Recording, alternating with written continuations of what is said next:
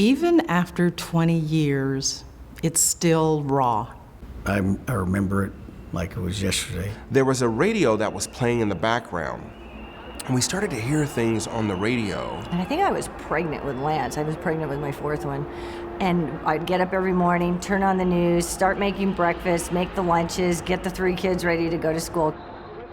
Commuting to work is different for a pilot than it is for the normal person. So commuting to work for me was flying to San Francisco to go to work, to go to Tokyo.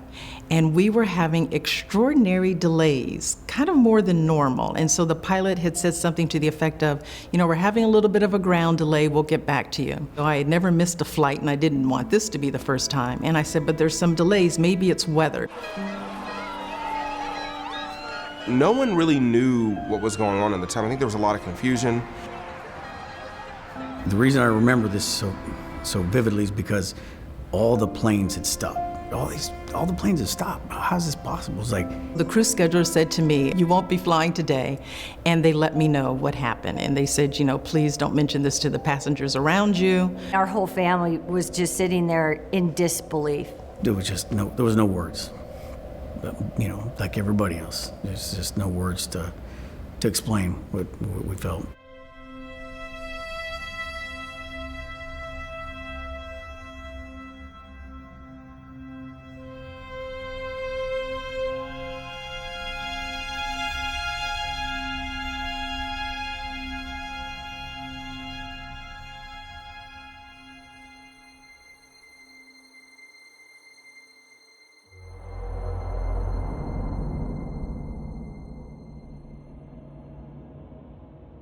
I don't think I'd ever sort of felt so emotional about an experience that had happened to our country until that day. Not only did it sort of, move me profoundly, but I resolved to fight. I resolved to defend, and I resolved to protect my family and to protect my friends and to protect folk.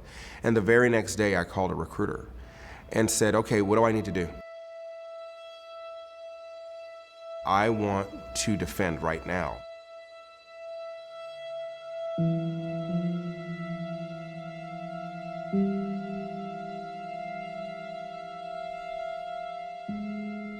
I immediately came home, took off my airline uniform, which I was wearing, put on my military uniform, and drove out to March Air Reserve Base in Riverside. What I remember seeing is a stream of cars going towards Riverside, which would be very unusual at that time of day, but it was so many of us that live in the local area that were driving to our bases. You realized at that moment, number one, that we were at war. Number two, that our democracy was at risk, and we had to be part of the solution. When I signed up and I got deployed in November of 2001, I didn't quite know what I was in for. And I don't think most of us who join the military do. My father is also a Marine. That's really what inspired me to join the Marine Corps. Seeing him and seeing the respect that his friends and other service members, that brotherhood that they had, the respect that everybody gave him, the discipline that he had, I wanted that too.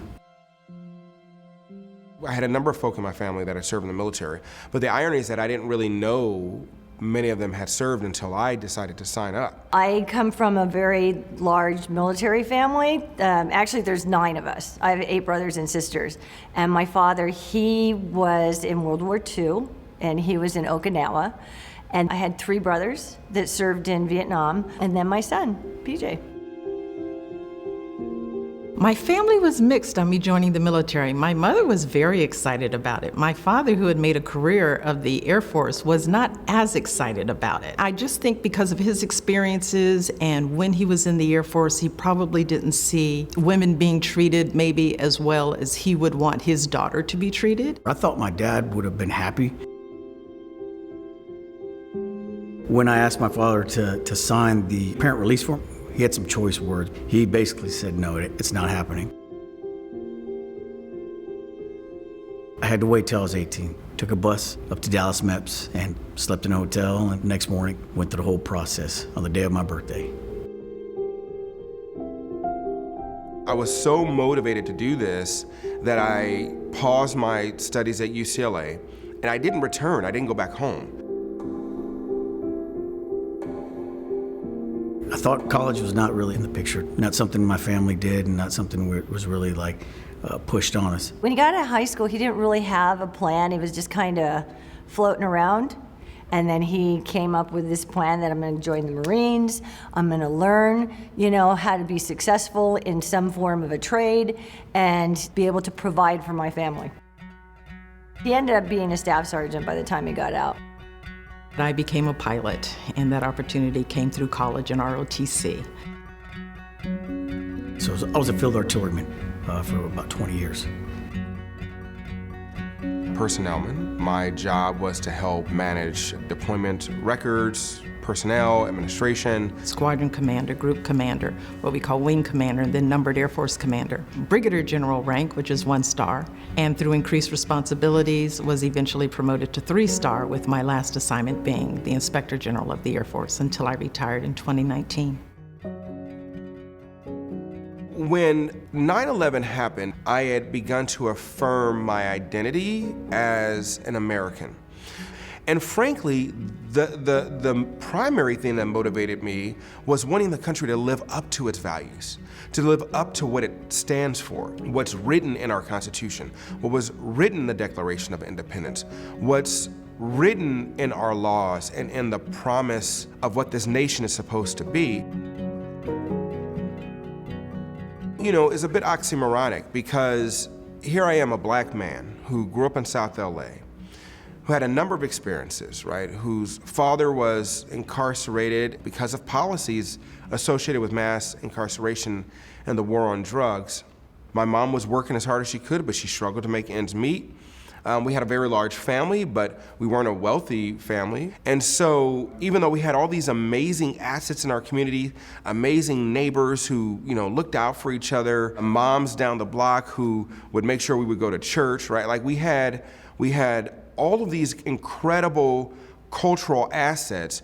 We were still dealing with the level of poverty that caused us to rely upon the social safety net in our society. I had to hold in me these experiences, right? What it meant to grow up as a black man in the society that's experienced sort of the burdens of our policies, the burdens of racism, the burdens of the history of our country, but also recognizing that this is still my home. My motivation to do this work, my motivation to serve, largely comes from an acknowledgement and recognition of the truth of our experience. I really believe that our nation is stronger when we value the talent that comes from different circumstances and different neighborhoods. I mean, why wouldn't you want to include 100% of your workforce, your brain power, your talent, into making the best military, best Air Force possible? My decision to join the Air Force was really pretty easy because my father was in the Air Force and I wanted to grow up to be just like my dad. I had that propensity to serve. I tell people you can't touch it, but you know it, and I knew I wanted to serve our nation. I had an opportunity 2 months before I went to pilot training to go to a Tuskegee Airmen Convention, and it was then at the World Trade Center.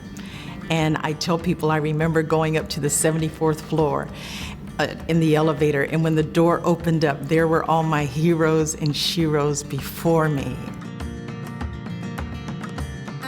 It still brings emotion to me because I was able to say thank you for paving the way for someone who looks like me to be able to go to pilot training. And they were so excited that someone that looks like me wanted to follow in their footsteps. And they really served as my inspiration the entire time through pilot training, because pilot training was tough. It wasn't something that I grew up wanting to do. And many of my peers, of course, 99% guys had, they had model airplanes, they had taken flying lessons. I was kind of coming in really kind of new into flying. And so to have just the inspiration of the airmen, when times got tough, when pilot training got difficult, I thought, this is nothing compared to what the Tuskegee Airmen had been through, and they were my inspiration to succeed.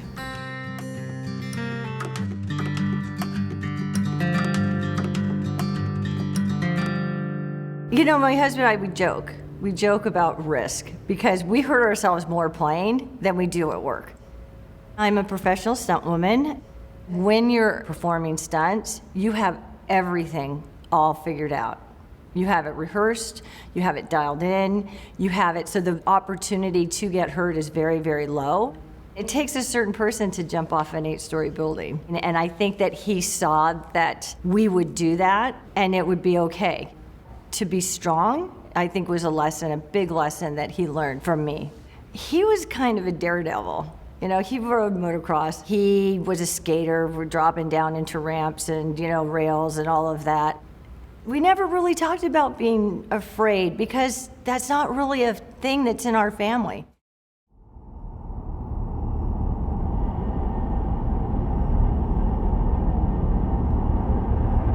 When he told me that he was going to Afghanistan, I was very worried. I was very, very worried. And I was worried, you know, of course, something happening to him. But I was also worried that he would come back different, like my brother came back different after Vietnam. There's just stuff he had to do that when you think that that's your son, just things that you don't think your child would ever have to do, you know?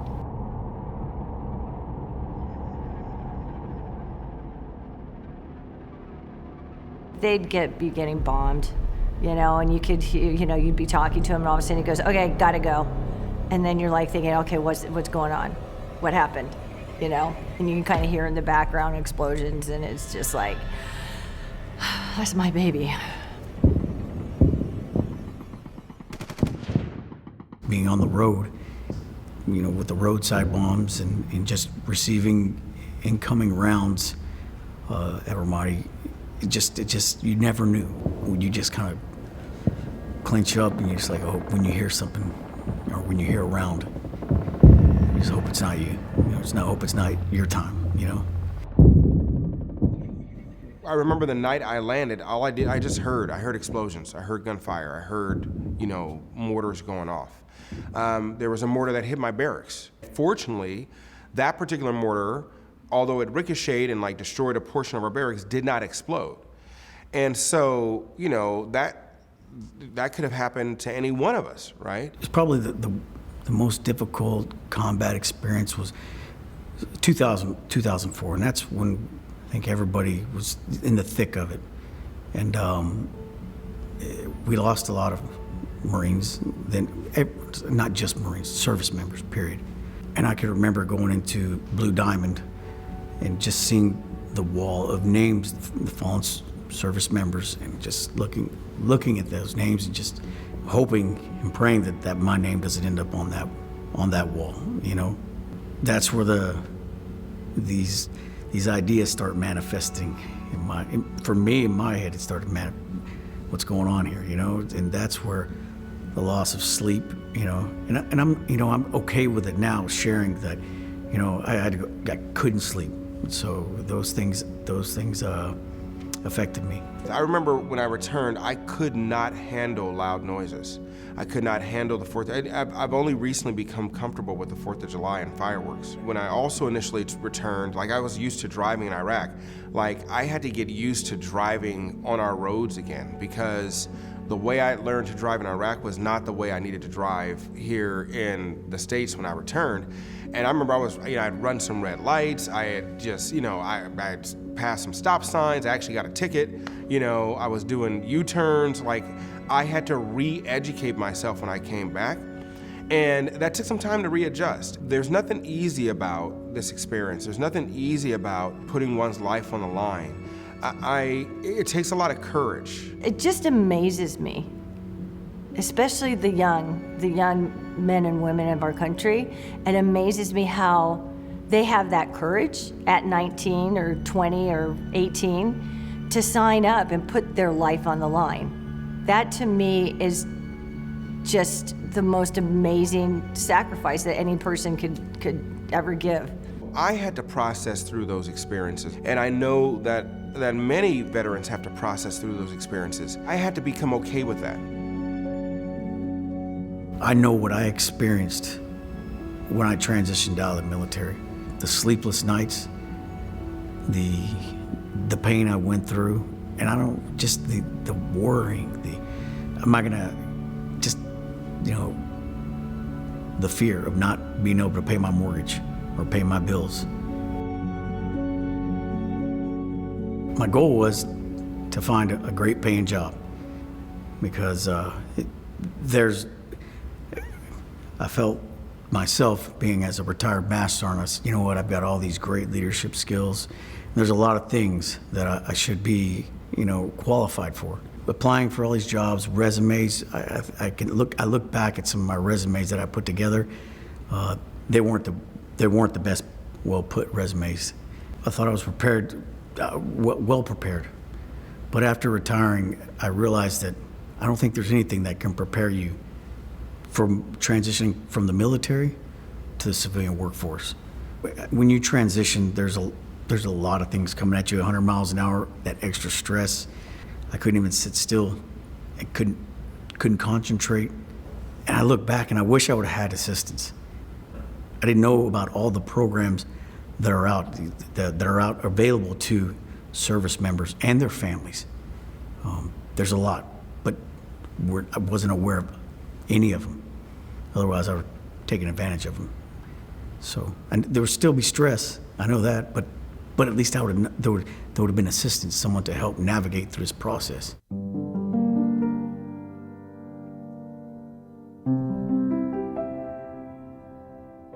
On the service, how I looked for help was I went to the Naval Hospital. Well, first it started with the clinic. They gave me some Ambien, and it didn't work. Sleep was still not, I just increased the dose, and I was like, nah, I need to find out what's wrong with me. So it sent me to what we call the wizard, but it's the mental health unit. Okay, so, and next thing I know, I went in there for an assessment when I thought it was gonna be a one-time visit. It wound up being a 1-year stay with her. I was diagnosed with PTSD, post-traumatic stress disorder. I didn't know what PTSD was, just didn't sound good. So, and I was like, okay, and if I had to go back and tell, you know, a young Marine now, today, go get the help. Get it, it's there, it's available. Get it, because you definitely don't want to turn to any behaviors that are, or any type of, you know, you don't want to use drinking as a tool to cope with that. I said, there's healthier ways to cope with your you know, whatever issues you got going on. And the command is your unit, they're gonna be supportive. Especially today, I know it seems like everybody's being very supportive. I guess that's what the Marine Corps taught me, you know, to adapt and again, to overcome. It's like, I'm not gonna fail. Probably one of the biggest things and one of the best things I learned from the Marine Corps. I learned a lot of things, but one of the best things the self-discipline and this never quitting, always pushing forward and working hard. Yeah.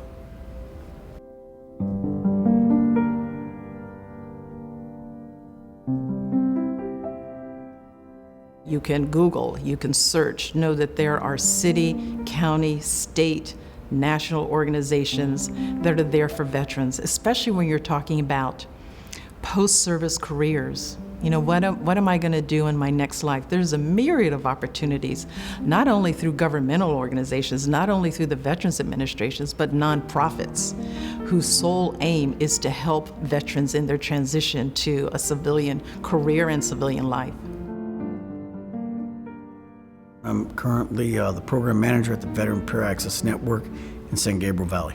We provide supportive services for veterans and families throughout Los Angeles County. I've helped veterans from Ohio, Georgia, Washington. I don't know how they're hearing about it, but they're hearing about us. Some of them are just wanting to get connected to their local veteran service officer, education benefits, but we're connecting them for veterans and family members. So that's what I like about it. And we're helping veterans regardless of their discharge status. Some veterans get discharged because they get into some trouble. I mean, the military is not for everybody. It's hard to adjust, you know. And I can remember back when I was my first 2.5 years in the military, I probably wasn't that squared away Marine that, you know, everybody would have liked for me to be. But at some point in time, it clicked. The lights came on for me, and I was able to square myself away. But some don't make it that, and the light doesn't come on for all of us, or we just don't adjust. And some of them have to get administratively discharged. But we're able to help those. And I like that. We're not turning anybody away. We're going to find something that's going to meet their needs. LA County specifically has a myriad of health services and mental services and recreational services for those who have chosen to serve our nation through military service. Just because one veterans organization you may have a bad experience with them, there's somebody out there that will help you. And I think it's very important for them to understand that not all veterans organizations are created equally. There's a good one out there.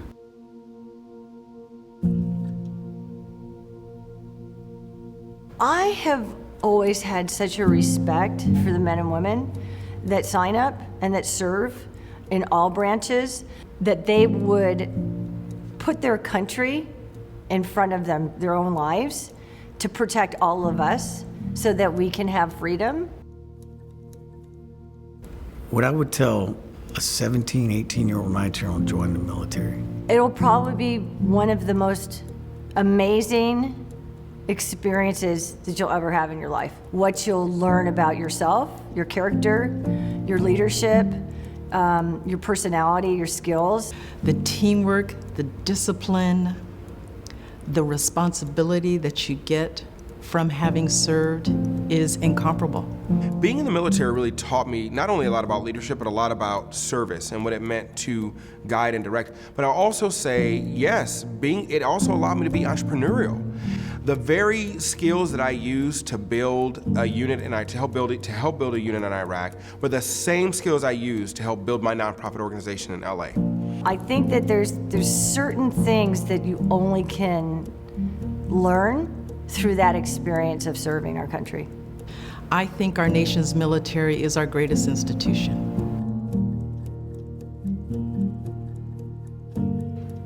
To those veterans who are out there